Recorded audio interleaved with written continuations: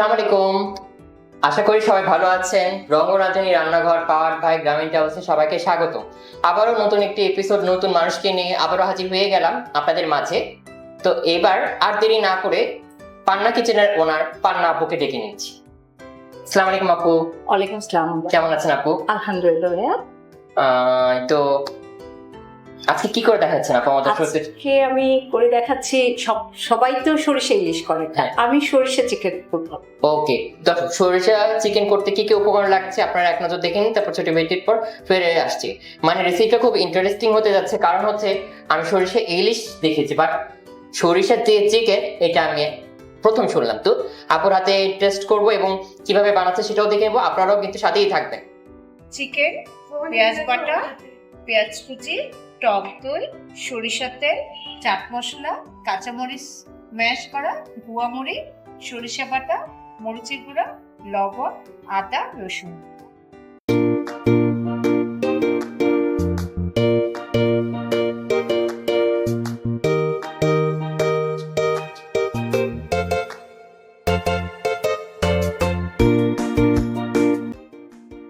দর্শক বিরতির পর ফিরে আসলাম রঙ্গনাথনের রান্নাঘরে। তা আপু আজকে তো করে দেখাচ্ছে সরিষা চিকেন। তো কি কি উপকরণ আছে আপনারা তো দেখে নিয়েছেন আপু, তাহলে আমরা মেইন প্রসেসে চলে যাই। হ্যাঁ, আমরা প্রথমে আগে চিকেনটাকে একটু ম্যারিনেট করতে হবে, বেশিক্ষণ না করলেও হয়, আধা ঘন্টা, কারণ আগে আমি টক দই দিয়ে দিব। কতখানি নিলাম এখানে আপু? এটা হলো 1/3 কাপ। ওকে, পরে একটু এর সাথে দিয়ে দেবো। আমরা যখন রান্না করবো। হ্যাঁ, যখন রান্না করবো তখন দিয়ে দেবো। তারপরে একটু কাঁচামরিচ। আমি দিচ্ছি, চামচ দিচ্ছি। হ্যাঁ, আমি স্পুন আছে। আমার তো খুব এক্সাইটেড যে মানে সরিষা ইলিশ তো আমার একদমই পছন্দ না, বাট এই যে সরিষা চিকেন এটা আমি 100% খাবো। তারপরে আমরা দিয়ে দেবো পেঁয়াজ বাটা, পনির মতো। 2 টেবিল চামচ মতো। মানে আমাদের পুরোটাই লাগছে। হ্যাঁ, গ্রেভি তো হবে, এটা পরটা দিয়ে খেতে। এটা আমরা বড়ার সাথে খেতে পারি। হ্যাঁ, এবং অল্প অল্প করে দিয়ে দিচ্ছি। রসুন বাটা দিলাম, এখন আদা বাটা। এই রেসিপিটা কার বেশি পছন্দ? এটা সবারই পছন্দ, আমার বাচ্চাদের বেশি পছন্দ। আর এটার মেন হলো সরিষা বাটা, যেটা দিয়ে এটা দিতেই হবে, সরিষা বাটা। জানো তো রেসিপির নামই সরিষা। হ্যাঁ। এটা কি কোনো পরিমাপ আছে আপু? এটা 1 টেবিল চামচ। ওকে আর এটা রান্নাই করতে হবে সরিষার তেল দিয়ে। ওকে আপু, আমি কি তেলটা গরম হতে দিতে পারি? হ্যাঁ, তেলটা গরম। আমরা সরিষা বাটা দিলাম। হুম। তারপরে আরেকটা আছে ট্রিক্স, সেটা হলো গুয়া মরি, যেটা আমরা আচারে দিই বেশিরভাগ। ওকে, তো এই গুয়া মরিটা দিতেই হবে। এটা কতক্ষণ পরিমাণ দিলাম? এটা হলো 1 টিস্পুন। ওকে ওকে, আমরা সরিষার তেল কতখানি দিব আপু? এটা আমি হাফ কাপ। পুরোটা দিয়ে দেবো? হ্যাঁ, এখানে তো আমাদের হাফ কাটবে। হ্যাঁ হ্যাঁ, হাফ কাপ। একটু কম দিয়ে যখন লাগবে তখন আমরা ওকে, আরেকটু। হাফ কাপের বেশি আছে তো। ঠিক আছে। ওকে ঠিক আছে। এখন এটাকে মেরিনেট করে ওকে, আপনি মিনিট পরে আমি ততক্ষণ এটা একটু গরম। এটা কতক্ষণ মিনিট রাখলে বেশি ভালো হয়? এটা আধা ঘন্টা। এটা আমরা কি এটা আগে দিই না? না না, এটা তো ফার্মের মুরগি, যেখানে আমরা টক দই দিচ্ছি, অটোমেটিক এটা হয়ে যায়। যাচ্ছে। বাট আমরা যদি একটু ভালো টেস্ট চাই, আগের দিন মাখিয়ে রাখলে কি? সেটা গরুতে হলে, গরুর মাংস হলে খুব বেটার। ওকে আচ্ছা আপু, এই সরিষা চিকেনটা যদি আমরা ডিপ দিয়ে করতে চাই, ডিপ সরিষা এরকম রেসিপি কি করা যেতে পারে? করা যাবে। এটা যে কোনো মাংস দিয়ে, গরু বলেন, তারপরে আমাদের দেশি মুরগি যেটা, সেটা আপনি সকালবেলা ধরেন 1-2 ঘন্টা করলে সেটা ভালো। আর এটা তো ধরেন আমরা টক দই দিলাম, ফার্মের মুরগি, এটা অটোমেটিকই হয়ে যায় ফার্ম। আচ্ছা আপু, এটা মাখাতে মাখাতে আপনার সাথে রিপিট ফায়ার একটা গেম খেলে নিই। প্রস্তুত তো? হ্যাঁ, প্রস্তুত। আচ্ছা, চটপটি না ফুচকা? আমি ফুচকা। কক্সবাজার না সাদেক? সৌদি। ওকে, আর তারপর হচ্ছে ঘরোয়া রান্না আর প্রফেশনাল রান্না? ঘরোয়া রান্না। ওকে, জামা না শাড়ি? শাড়ি। চুড়ি না ব্রেসলেট? চুড়ি। ছেলে না মেয়ে? দুজনই। একদম। ভাইয়া কোন রান্নাটা বেশি পছন্দ করে আপনার হাতে? ভাইয়া মিষ্টিটাই বেশি পছন্দ করে। ভাইয়া যে হালকা কোনো কিছুই খায় না, ভাইয়াকে যদি স্টিম করে দেওয়া হয় সেটাই ভাইয়া পছন্দ করে। ভাইয়া মশলা জাতীয় খাবারটা বেশি পছন্দ, তবে আমার বাচ্চারা মশলা পছন্দ করে। ওকে, ঠিক আছে, আমরা তেল কি গরম হয়ে গেছে, এখন আমরা একটু পেঁয়াজ কুচি পেঁয়াজ কুচি, তার আগে আমরা জাস্ট একটু গরম মশলা, যেখানে এটা যখন চিকেন একটু না দিলেও হয়, তাও আমি দিচ্ছি। এখানে কি কি দিলাম আমরা? গরম একটু মশলা, গরম মশলা, দারচিনি, দারচিনি, এলাচ, একটা তেজপাতা, আচ্ছা, তারপরে হাফ কাপ পেঁয়াজ কুচি, কারণ এখানে পেঁয়াজ বাটা পড়লো সবকিছু।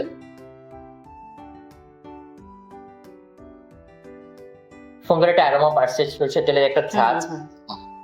আপু পেঁয়াজটাকে আমরা কি হালকা ব্রাউন হালকা করব? একটু ব্রাউন, বেশি ব্রাউন না, একটু জাস্ট হালকা ব্রাউন। এই পর্যায়ে কি করবো আপু? এই তখন একটু যখন হয়ে আসবে তখন মুরগিটা একটু ঢেলে দেবো আপনার।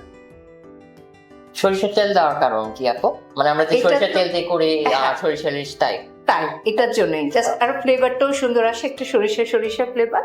এখন আমরা চিকেনটাকে হয়েছে পেঁয়াজটা, মানে না, আরেকটু হবে আপু। আপুর ছেলে মেয়ের মানে কোন রান্নাটা বেশ দাবি করে ছুটির দিন যে মা এটা করো? পোলাও মাংস রিস্পোর্ট যেটা, রোস্ট পোলাও। হ্যাঁ রোস্ট পোলাও। এরকম কোন স্মরণীয় ঘটনা আছে যে বিয়ের প্রথমে রান্না করতে গিয়ে কখনো ভুল বা হ্যাঁ এরকম- এরকম বিয়ের প্রথমে আমার শাশুড়ি যখন আমাকে রান্না করতে দিল হুম। শাক, তো আমরা এখন যেটা জানি যে শাকে কোনো আদা যাবে না, কোনো মশলা, রসুন, পেঁয়াজ, মরিচ, আমি ওই শাকের মধ্যে আদা রসুন সব মশলা, মাংসের যত মশলা দিয়ে দিছি। আর তখন এখন বুঝতেছি যে শাকে কি কি যাবে, তখন তো সবাই প্রথম খেয়ে আপু আমাদের মনে ব্রাউন হয়ে গেছে। এখন আমরা চিকেনটা ছেড়ে দেব। বিয়ে বেটে খাবো।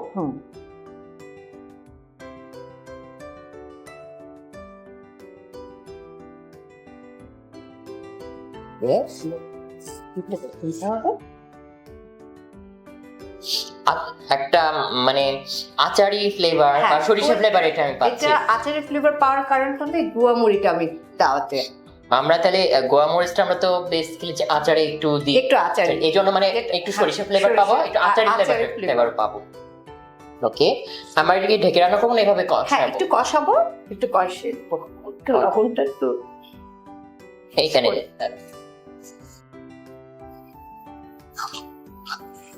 এই পরে যখন লাগবে টেস্ট অনুযায়ী।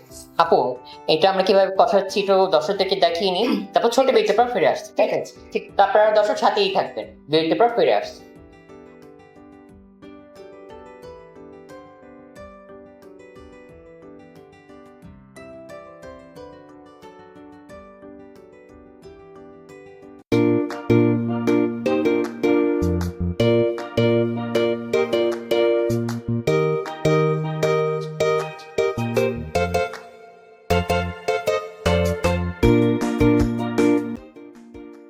দর্শক বিরতির পর ফিরে আসা মঙ্গল রাঁধুনি রান্নাঘর, আপনারা তো কিভাবে কষানো হচ্ছে লুকস দেখে নিয়েছেন। আপু এই পর্যায়ে কি করবো আমরা? করবো এখন একটু মরিচের গুঁড়া দেবো আমরা, যে এটা একটু যে অনেকটা ঝালের উপরে তো জাস্ট হুম।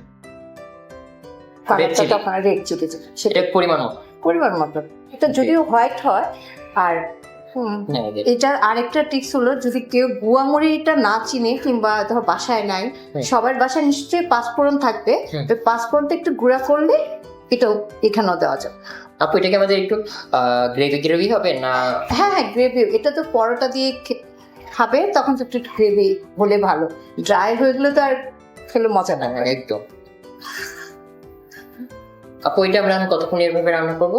এটা জাস্ট তেলের উপরে উঠলে একটু হালকা গরম পানি না দিলেও হয়, হুম। তারপরে তেলের উপরে উঠলে একটু গরম পানি দিয়ে জাস্ট মুরগিটা একটু সিদ্ধ হয়ে গেল। আচ্ছা, তাহলে আমরা এখন ঢেকিটা কতক্ষণ রান্না করে নেবো? এইটা 15-20 মিনিট। ওকে, 10-15 মিনিট পর ফিরে আসছি, সাথেই থাকবে।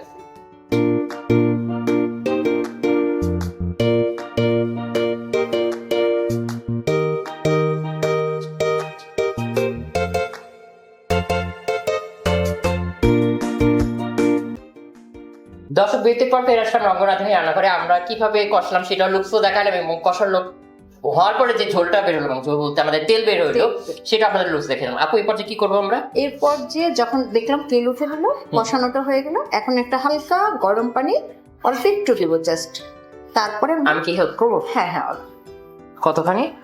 তুমি দাও, আমি আরে হ্যাঁ হয়েছে।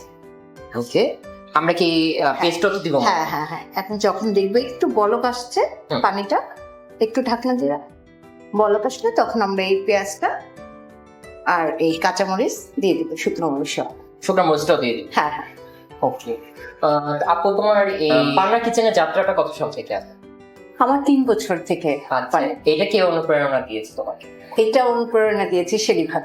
শেলি ভাবি। ওকে, সে শেলি আমার আপুকে বোন। অসংখ্য ধন্যবাদ যে হ্যাঁ। এরকম একটা সুযোগ, মানে সুযোগ বললে ভুল হবে, তোমাকে আইডিয়াটা দিয়েছে। হ্যাঁ। এবং তোমরা একই জগতের মানুষ, দুজনে রান্না জগতের মানুষ, দুজনে রান্না করতে ভালোবাসো, দুজনেরই কিন্তু প্ল্যাটফর্ম আছে।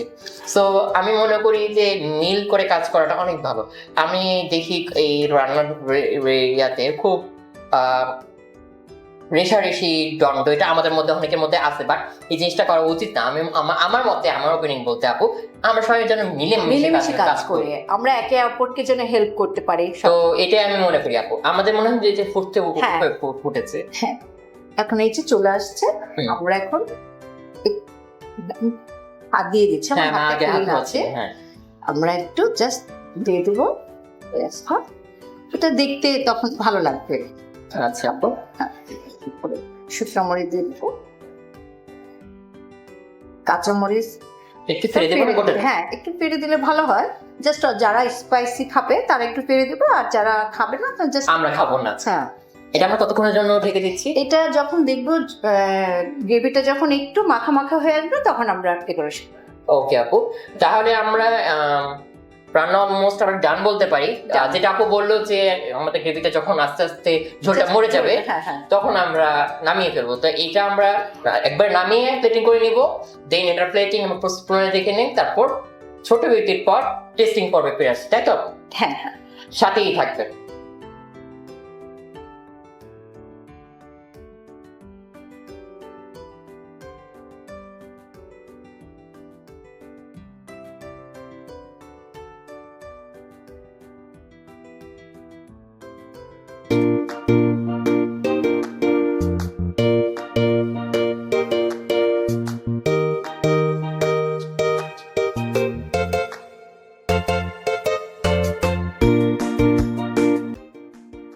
দর্শক বিরতির পর ফিরে আসলাম রঙ্গরাধুনী রান্না করে। এটার তো কিভাবে ফাইনাল লুক সেটাও আপনারা দেখে নিয়েছেন, কড়াইয়ের ভিতরে যে লুকসটা মানে ঝোল মরার পরে যে লুকসটা সেটা আপনারা দেখে নিয়েছেন, এবং প্রস্তুত প্রণালী এবং প্লেটিংটাও দেখে নিয়েছেন। এখন টেস্টিং করার পালা। আমি তো খুব এক্সাইটেড। তো আমি তুলে নিচ্ছি আপু।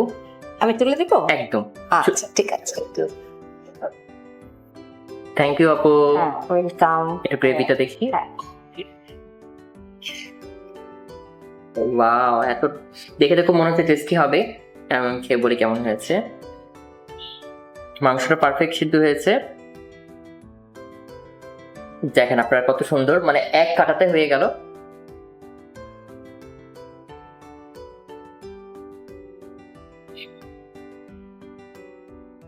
জাস্ট ওয়াও, মানে এত সুন্দর হয়েছে, মানে পারফেক্ট কুক হয়েছে, এবং সরিষার একটা ব্যালেন্স, একটু ঝাঁজ লাগছে।